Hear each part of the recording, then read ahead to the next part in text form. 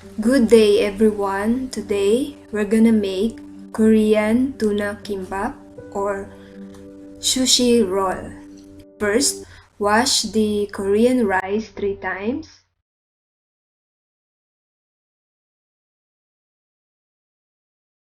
And cook it for 30 minutes.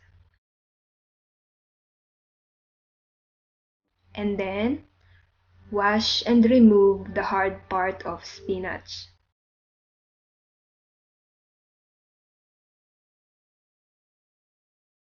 In a boiling water, add the spinach and leave it for just 3 minutes. After 3 minutes, wash it with cold water and squeeze. For spinach seasoning, we need to add sesame oil, salt, sesame seeds, and minced garlic. Minced garlic is optional. I will eat the remaining as side dish, that's why I added minced garlic. So it's up to you. And then cut the cucumber.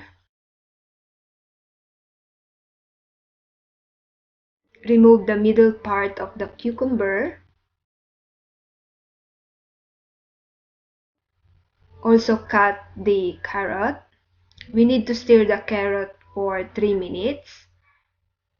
In a heat pan, add sesame oil, stir and add salt.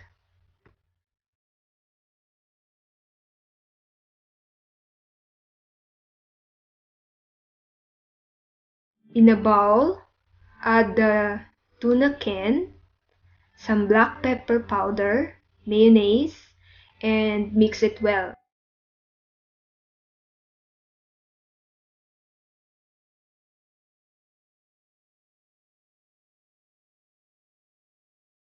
You need to remove the water from the tuna can.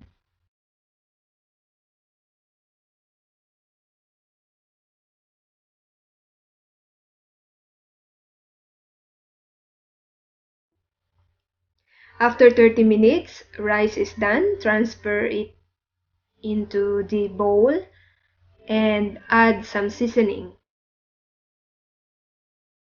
Salt, sesame seeds, sesame oil, and mix it well.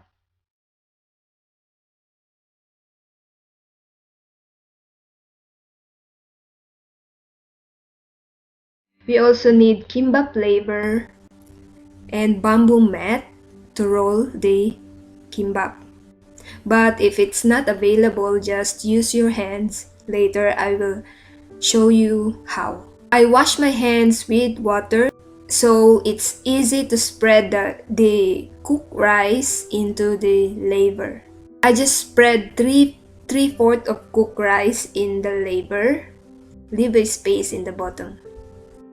After adding the rice, add the spinach, carrots, cucumber, and the mixture tuna. Actually, if you're running out of time, you don't need to add veggies. Just mixture tuna and it's still delicious. Roll it 2 times, press it hard, but not too hard.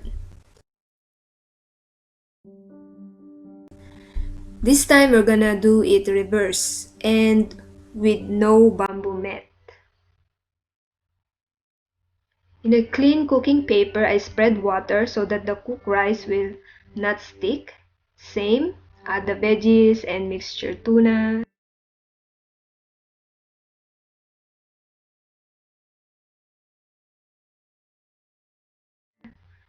Roll it using your hands and press it. Remember, wet your hands with water so that the cooked rice, again, will not stick and it is easy to roll. We're gonna do the last one.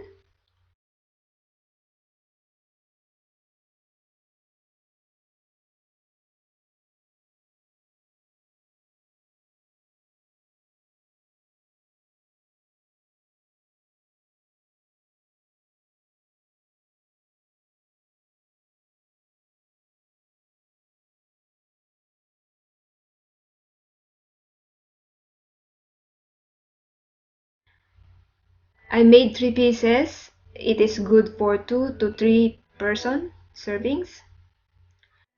Put the remaining veggies into the food storage container. You can eat it as a side dish or bibimbap. Cut the kimbap rolls.